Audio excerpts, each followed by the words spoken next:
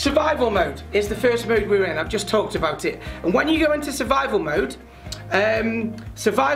is immediate thinking. I've got to just think about the next day, the next week, how can I get through the next hour, how are we going to keep the business running in our cases, how are we going to look after our children at the same time, how we're going to, all of this stuff. It's quite immediate in the thinking. Then you've got the reset phase. Now, even though survival was painful, and I will go through each of these in a moment, even though survival was painful, you don't have to think of the long-term future when you're in survival mode, because you're surviving. You're just getting through the day, getting through the week. You're not thinking about, oh, you know, the next 3 year strategic vision, or you're not thinking about, you know, what are you going to be doing with your career, for argument's sake, and so on and so on and so on. Succession planning, all that type of stuff. It kind of halts all of that, which actually is a relief to some people. Because there's a lot of people that constantly worry about, you know, the future and how's it going to pan out and what do I need to do and all this type of stuff. So when you go into survival mode, although that's painful in itself, because there's a big shift and you've got to survive now rather than just go and do what you do, you also don't have to think about the future. Whereas moving into reset, you do have to think about the future, because now you're resetting for the future. I think it was Kev Williams, I don't know if Kev's on this morning, but Kev Williams on one of the sessions last week, I was on about New Year's resolutions like in July, and he called them New World resolutions, which I thought was fantastic. I actually did a little video clip on it. New World resolutions, and this is the time when you're resetting to reset those goals, reset those plans. There's lots of businesses doing that. No doubt you guys have had to do some similar kind of work in order to go, okay, well, 2020, this is not what we were expecting. We were expecting to do this, and now we might have to rejig things and do stuff, because that might now be different. So there's a big, massive reset zone going on at the moment for people, which is great, because you're coming out of the pain of survival, but you're also going into now having to think about the future again. Now, for some people that'll be exciting, but for others it'll scare the living daylights out of them. So it's a case of just bearing that in mind as well. And of course, if we can get this right, we can excel for the future. We can get back to peak performance. We can get back to being the best version of ourselves that we can be. You know, we can achieve, you know, those results that we want to achieve. You know, I'm sure Pete this afternoon, well, I say this afternoon, the later session this morning, you know, will talk to us about, you know, I've mentioned, you know, I don't want to steal your thunder, Pete, but I've mentioned the golf club scenario a couple of times where, you know, the golf club's going, how can we get the money back we lost, rather than going, actually, why are we just aiming to look for what we've lost? Why aren't we aiming to get more? Why aren't we aiming to achieve here? So when we're starting to reset, the danger in reset is aiming for what you've lost. And we don't want to aim for what we've lost. We want to aim for what we want.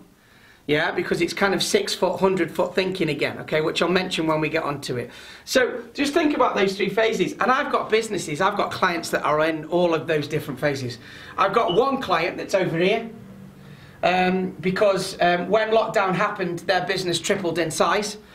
They got lots of contracts from the NHS at that point, NHS England, that I'm not allowed to talk about, and it tripled their business. They had to triple their people, triple their business. They had to do a reset. They didn't have to go into survival. They had to go into a reset very, very, very quickly, and they're excelling, for argument's sake. Whereas I've got other businesses that are still in survival mode. I've got other businesses that are quite nicely moving into reset and looking at things so they can get peak performance going forward. So it will be different. It might even be different by department. You know, I'm speaking to different parts of Centrica, and there's different noises coming out of different parts of Centrica at the moment, depending on you know, the org structures and everything and all this type of stuff that's going on at the moment, okay?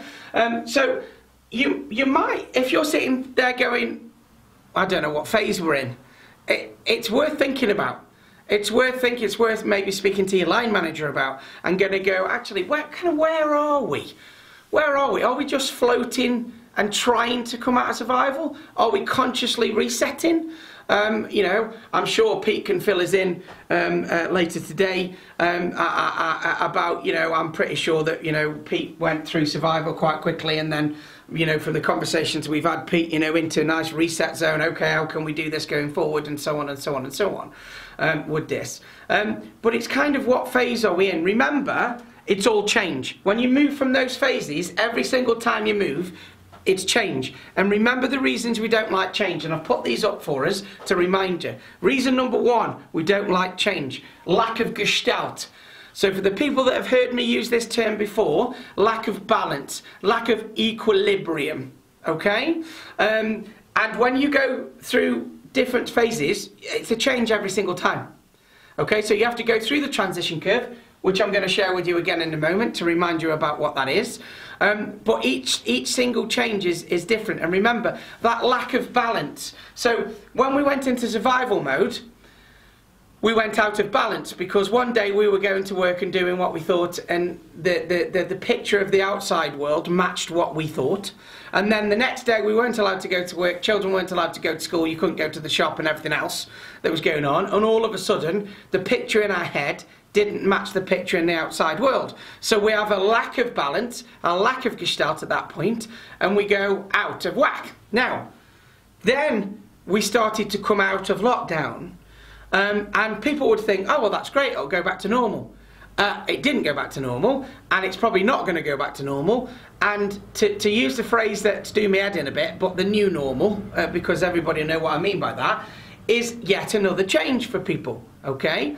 And it can affect lots of people in lots of different ways. So as we're coming out of that, we're going into another change. And then, of course, once you're kind of doing that reset thing, you need to come out of that reset mode and actually then achieve peak performance on the back of it, okay? And there's nothing to say that you might skip backwards as well. So one day you might hit peak performance, and then you might think, oh, I'm in survival mode again here, what's going on? So, you know, it's not just linear. You can go kind of either way. But the first reason we don't like change is that lack of balance, that lack of that feeling in the tummy that things aren't the way that they should be in our heads, okay? The second one is perceived loss of control. Okay, so we all are control freaks to a certain degree. If you are a high red profile, you are more of a control freak than a high green profile, for argument's sake. And either way, we all want some level of control over what's going on. And when things are changing very quickly around us, there's a perceived loss of control that goes in. So just bear that in mind, guys. Two main reasons for negative reaction to change: lack of balance, lack of gestalt, lack of perceived control. Okay, because it's interesting, what we perceive we can and can't control is different to different people. Okay, so you will notice this by now, transition curve. I'll go over it very briefly just to remind yourselves of it, this is also, bear this in mind as well for the session that we're going to do this afternoon. I will, sorry, at 11:30. I will flash this up at 11:30, but we've got lots to do in that session as well. But there's lots of changes going on. Now, you know, you've had, you know, high-level restructure, you know, and other things going on as well. So there's been some internal changes as well as the world changes that are going on. You know, even the change this week about Spain being taken off the safe list again because they've got another spike. It's constantly moving for us at the moment. So just remember, first thing that happens in any time of transition is you're going to change. Now remember, down here we've got productivity and energy. So the higher you are, the more productive and the more energetic, the more motivation, the more energy you've got.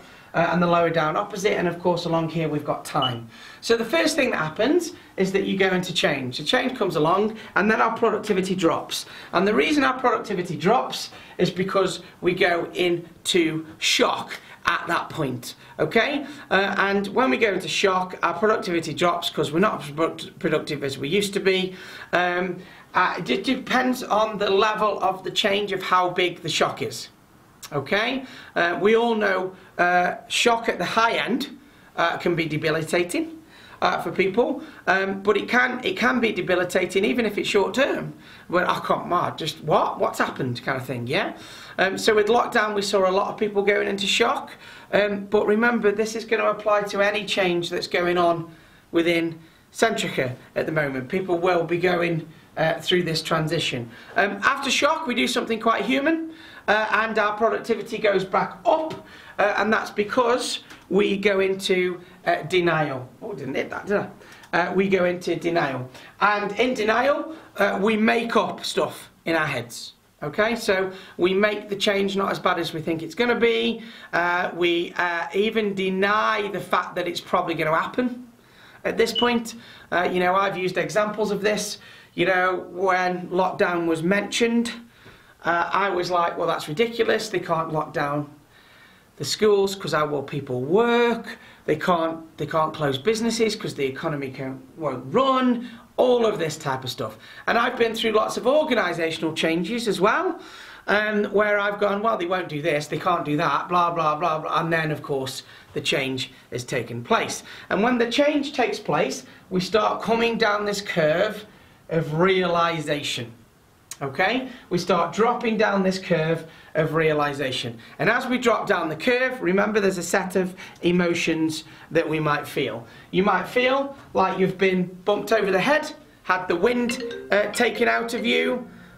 Sorry about that. Had the wind taken out of you.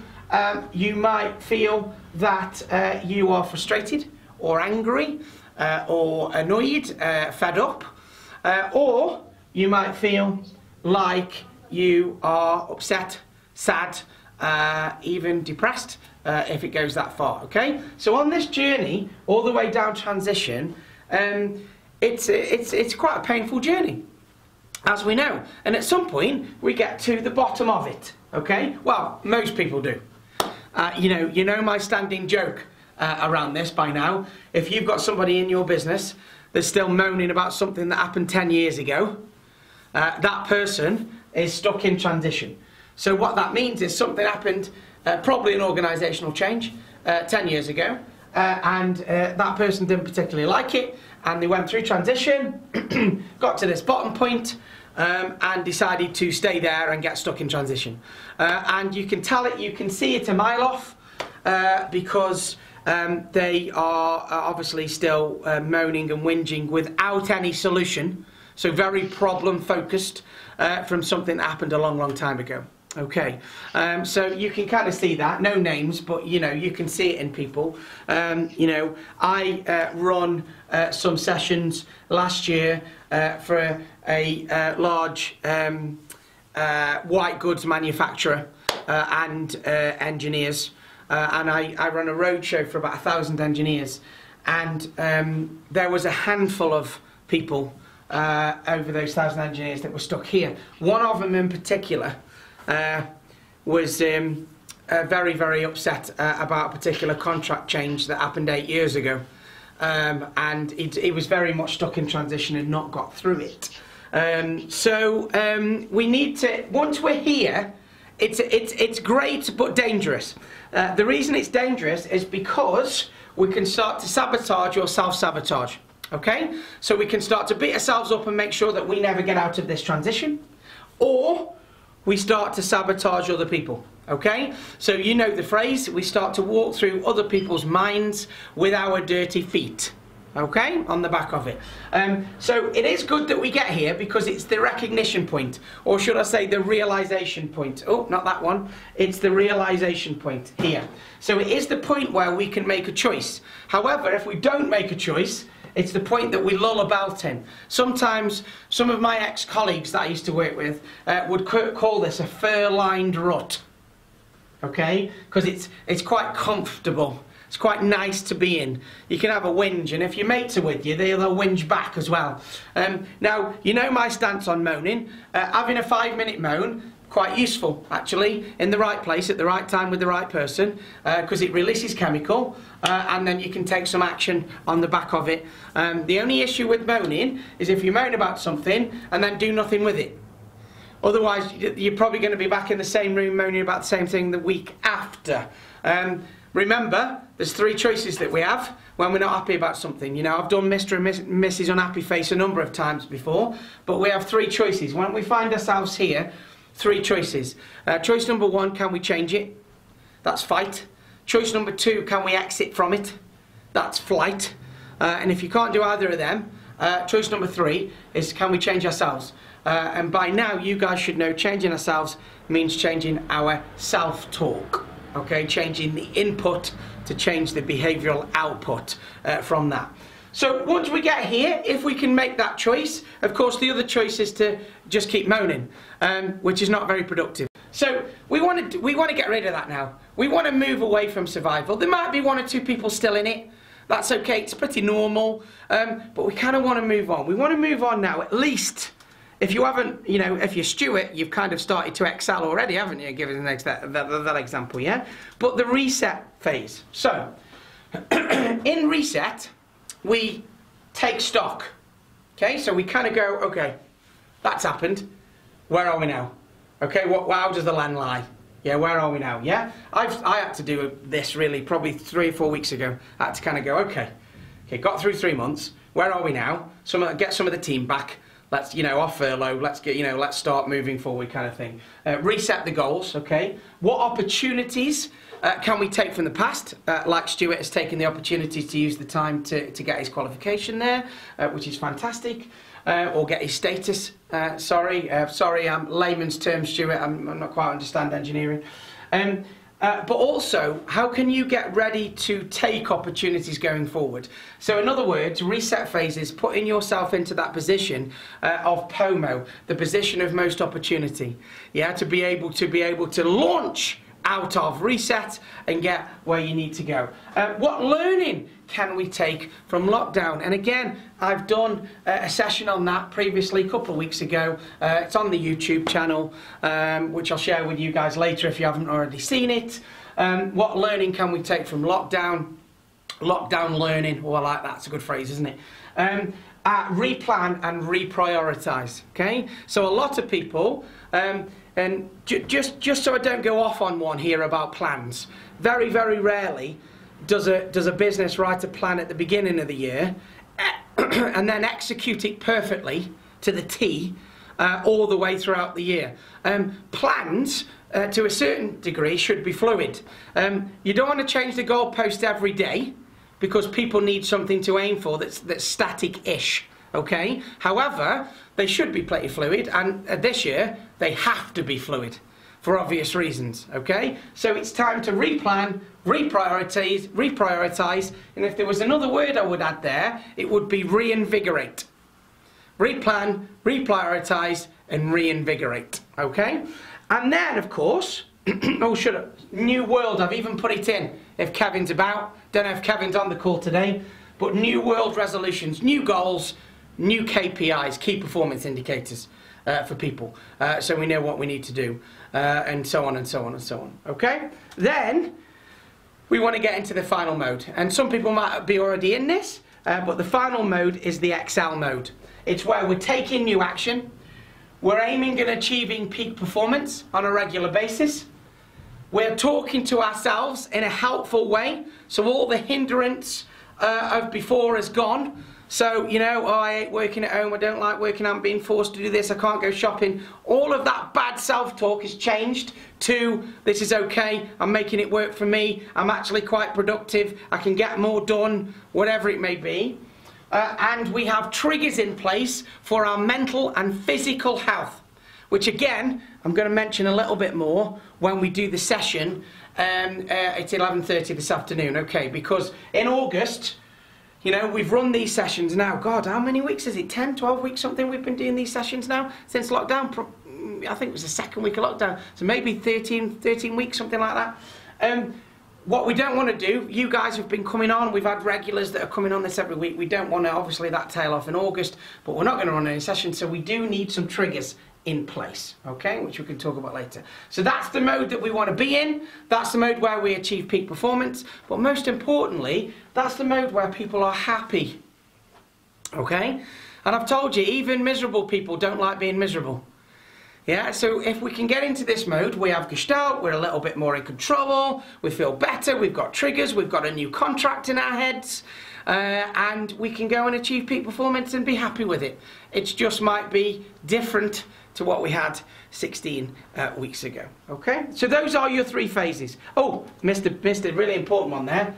Celebrating success, which quite nicely fits in with what Stuart's just shared with us, doesn't it? Yeah.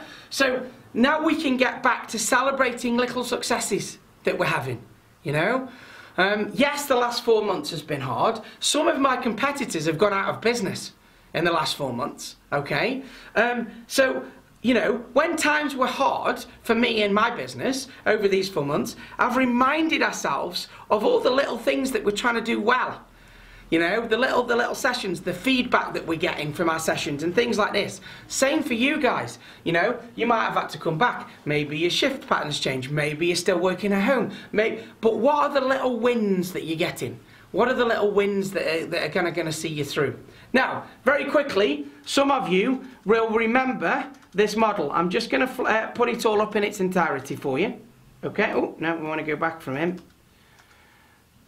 So you might have seen this as a tree. Sometimes I do it as an iceberg. It's exactly the same model, okay? What you've got here is behaviour at the top, so just like an iceberg, it's the only thing you can see of other people, right? What gives us our behaviour? Our emotions, you know that, electrochemical, in that order, okay? So it's our emotions that drive our behaviour. But this is a cognitive model, so what is it that drives our emotions? It's our attitude. Okay, now attitude is a choice, 100% of the time. We have two sides to this model. So when it comes to attitude, we have a negative mental attitude, yes, on one side of the model. And on the other side of the model, we have Charlotte Wheeler. Okay, I'm sure she'll be smiling to herself now. What is it, Charlotte? PMA? That's what she was chanting at me first day that I met her after we'd done any work. So on one side of the model, we've got negative mental attitude. On the other side of the model, we have positive mental attitude. Okay, and PMA drives great feelings that drives peak performance. Negative mental attitude drives lousy feelings and worse type behaviour, okay? What is it that gives us our attitude? It's our beliefs. And that's what I really wanted to point out on this model for you today, the belief. Now, our beliefs, we're not born with them, really. They reckon about 9 to 11% of our beliefs could be inherited. It's a long story, it's about dendrites and genetics and everything else that goes in, but that tells us 90% of our beliefs are given to us or made up over our lifetime. If you think you can or you think you can't, you will be correct. So what the point of that is what do you believe? Yeah, there are people at the moment believing they can't be as productive at home as in the office. I've known lots of people that have proven that the other way around, for argument's sake. There are lots of people believing that things will go back to exactly the way they were before lockdown, which is really not the case. Not the case. I've just read Charlotte's note though. Not the case. Not the case at the moment. So our belief, and remember too, in neurologists, a belief is a very large dendrite, a very large pathway in the head, something that you've thought about over and over and over and over again. Okay, so they are changeable. But we might have to put some triggers in place and do it. Yeah, I'd like a slice of cake as well, Christian. We might have to put some triggers in place and save some, change some belief sets in our heads. Okay? People either have inspiring beliefs that give them a good attitude to make them feel great and get peak performance, or they have self-limiting beliefs that will give them a bad attitude towards trying anything new, that will make them feel lousy and get worse type performance out the top. So this is why there's 2 recipes. And of course all of that comes from the bottom of the iceberg, our input. Okay? In other words, our self-talk. Okay, the stuff that goes into our heads, there's the perception that goes in through our filters. All right, so I wanted to share that with you because, again, it's a choice. Which side of the iceberg do we want to be on? Do we want to be on there? Good on this side, great input, inspiring beliefs, positive attitude, feel great, best type behaviour? Or do we want to beat ourselves up and talk to ourselves in a bad way, build some really limiting beliefs about what we can't do? That's going to give us a bad attitude towards trying anything that will make us feel lousy and get worst type behaviour. Okay, which recipe do you want? It's completely up to you. All right. So, finally, that's quite a good little quote there. I'm the greatest. I said that before I even knew I was. I'm pretty sure I've shared this with you before. But that's about talking to yourself in the right way, building the belief, and then going and actually doing something with it. Okay? You can't build a belief and then take no action on it. It doesn't really work that way. Okay? And those are your two recipes there. So, opportunities. Okay? Mindset. I've shared this with you before. If you came on the opportunity, taking opportunities out of lockdown, there are 5 mindsets when it comes to taking opportunities. Okay? There are 2 negative, 1 neutral, and 2 positive on the back of it. So let's start with the negative. There are people in life that will tell you there are no opportunities. Those are the types of people that will tell you nothing good ever happens to them, and there are no opportunities in life, and everybody else that's successful has been lucky. Okay, I'm sure you might know 1 or 2 of those people, right? Then you have people that know there are opportunities, but ignore them, shy away from them. Okay, now that could be a lack of confidence, it could be a lack of motivation, it could be a lack of skill or competence, for argument's sake, but generally they'll just ignore the opportunities that come along. Right? So those are your 2 negative ones, if you like. Then you've got kind of a neutral one, and the neutral one is people that take opportunities when they land in their lap. Okay? Pete said, I've never won the lottery. But do you play it, Pete? You've got to be in it to win it, haven't you? Do you know what I mean? If you play it, then there you go then, Pete. You can't really win it if you don't play it, can you? Yeah? So, you know, my girlfriend said that the other day. She went, you know, I'm never going to win the lottery. I said, why? She said, I don't play it. Well, okay. That's the case, yeah. So you've got to be in it to win it. Of course, with something like the lottery, there is some random, you know, you could argue, is it luck? It's not luck, it's random, isn't it? It's random that it happens to you. But what you'll find is the people down here, people would suggest these people have more luck. Now these people don't just take opportunities that come along, yeah? A sense of entitlement. I should have been in it to win it. I just win it regardless. Oh, nice. These 2 types of mindset down here, okay? These people don't just, this number 4 doesn't just wait for opportunities to come along and take them. They go to seek out opportunities. Okay, they go to seek out. And then finally, you have, I suppose, the most forward-thinking mindset. And these are the people that aren't even content with seeking out opportunities. If they can't find an opportunity, they create their own opportunities in life. Okay? And we all do this from time to time. We all kind of maneuver ourselves into a position where we can take an opportunity or create an opportunity, but we don't do it very regularly. And some people will tell you there's no opportunities anyway. So I wanted to share that with you, that mindset, 5 different mindsets that you've got there. Okay? Now, very quickly, because we've only got 5 minutes left, I want to share these 8 steps of change with you. Okay, I'm going to do them really quickly. There's no top tips in today's session, just these last 8 steps of change. Okay, now they are written from a organisational point of view, but you can apply these to any change. And it's John Cotter. If you Google Cotter, you'll find loads of stuff on change from Aaron. I found buried Roman treasure whilst digging in the back garden. I ran to tell the wife and remembered why I was digging a hole. Always seek out an opportunity to tell a truth. I like it, Aaron. Very good. Very, very good. So, 8 steps of change, okay? So, the first, in order to have a successful change, this is what John Cotter, who's kind of an utmost authority, Harvard Business School, change and transition, okay? And again, I'm not going to spend a lot of time on each one, but I just want to share an overview with you on these so you can kind of take it, okay? So let me just put the things up. So, number one, create a sense of urgency. Okay, that's the first thing. If you want to make a change, there's got to be a reason for the change. Create the sense of urgency, okay? Help people understand why there's a need for change. Okay, the government obviously did that with lockdown. Like, the reason we're doing this is this, this and this. And then we'll have a daily update and we'll tell you more and more and more. So they're trying to create that sense of urgency, of course, there, yeah? Okay? Make people aware of the need for urgency. Is it towards or away from motivated? The lockdown was quite away from motivated. We're doing this because if you don't, you might get very ill, for argument's sake. So change can be towards motivated or away from motivated. Open and honest dialogue with people.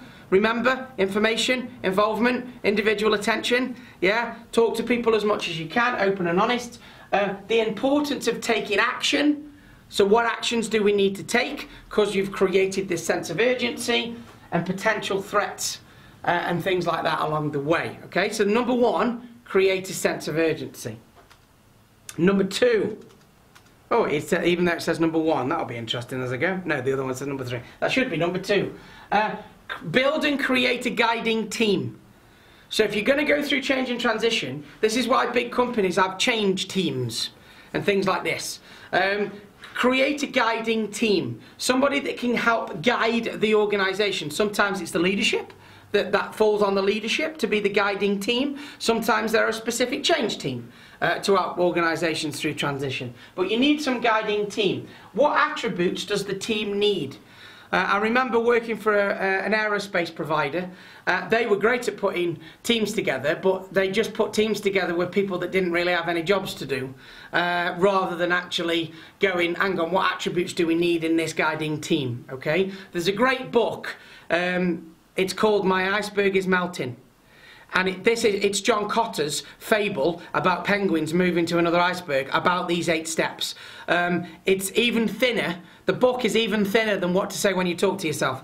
No, I'm not kidding you. It takes about 3/4 of an hour to read it, and I don't read very quickly. So believe me, My Iceberg is Melting. If you want to get some stuff on this, brilliant. Go and get that book. Who should be in the team? What should be communicated and when? And the team must have transparency of what's happening, who's doing what, and so on, should be communicated quite a lot. So number one, create the urgency. Number two, yes, Martin, it's got lots of pictures of penguins in My Iceberg is Melting, which is why I like the book so much. I've actually run a 4-day course around that book. It's absolutely brilliant, okay? My Iceberg is Melting. So number one, create urgency. Brilliant, love it, Martin. Number two, create a guiding team. Number three, create a vision, okay? Create a vision, clear, okay? Generate a strategy and cascade the strategy. Frequent communication and frequent communication of not only the strategy but also the short-term wins and the results of the plan of what's happening with it, okay? So create the vision, explain the vision, and then regular communication about the vision. That's number three. Number four, communication. Generate a comms plan, frequent communication, gather feedback from the organisation, and then communicate back the questions and answers that have been gathered. Make sure people are informed. So number four, communication, communication, communication. Number five, empower action and overcome obstacles. So empower not only the change people, the change team, but empower the organisation so they can make decisions and get over obstacles and be solution focused rather than problem focused, okay? Build levels of trust. Guiding team has senior stakeholder report, so we've got a senior buy-in to the organisational shift that's happening. Understand the main objectives and come up with new possibilities to build new priorities and a new plan to overcome those obstacles that you face there. So number five, empower action and overcome obstacles. Number six, create short-term wins. Okay? Low-hanging fruit. Celebrate success when people do something and they get it right. Even if it's a small win, very, very, very important. Understanding of celebrating of success, very, very important. It builds confidence, It increases motivation, and the other thing you can do is, if the vision is very, very big, chunk it down into small sections, and when you've completed a small section, celebrate success. Okay? So create short-term wins and celebrate those successes on the back of it. Number 6. Number 7, don't let up. Okay? Don't let up. So, continually aim for peak performance. Get to the tipping point. There's a great book written by a guy called Malcolm Gladwell called The Tipping Point. And it's the tipping point where you get a collective amount of people to achieve peak performance, and then you achieve the tipping point of the team or the organisation where peak performance becomes the norm. Okay? So don't let up. Keep on it. Get to the tipping point. Create new habits. Make it new culture, if you like, so it doesn't go away. So don't let up. And finally, number 8, make it stick. Okay, so once you've got over the tipping point, and this is the new normal, peak performance, embed the culture, okay?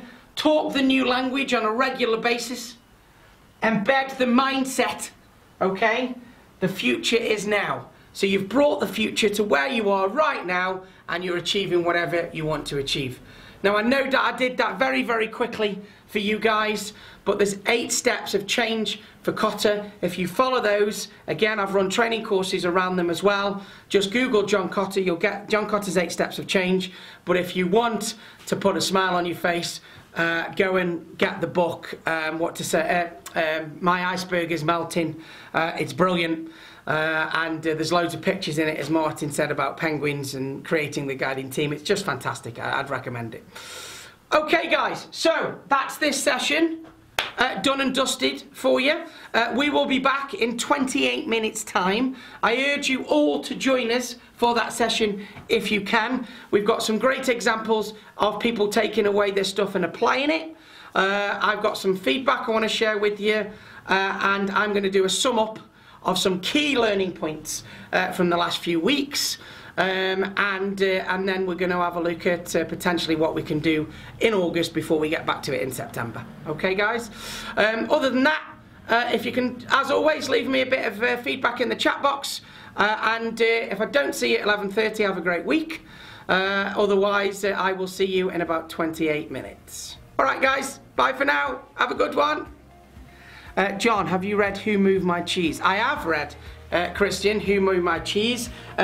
It was one of the very first books, and The 1 Minute Manager was another one that's also very good. The 1 Minute Manager and Who Moved My Cheese, very good. Yeah, very good. So thanks for that, Christian. So there's another book recommendation for you, guys. Right, guys, I'll see you in 27 minutes. Bye for now.